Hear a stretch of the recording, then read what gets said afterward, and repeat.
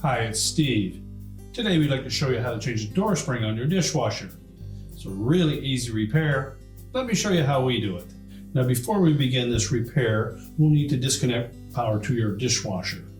If your dishwasher has a cord on it, simply unplug it. We'll also need to pull that dishwasher out of the cabinets at least part way.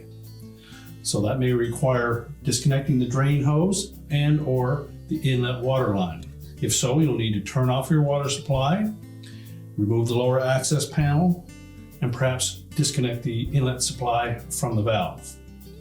With the drain hose, you may need to reroute some of the drain hose from underneath the cabinet to allow yourself enough length that you can pull that dishwasher out without completely removing it from the cabinets.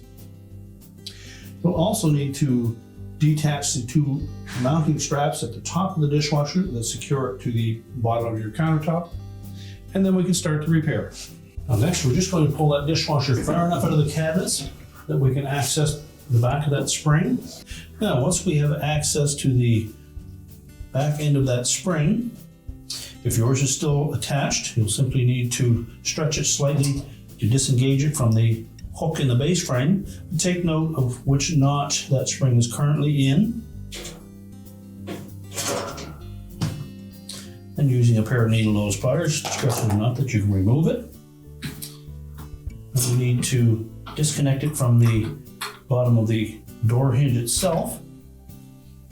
The little bearing may pop out. You simply can snap that back into the opening on the hinge. Discard the old spring and simply slide that spring the hook side down through that opening.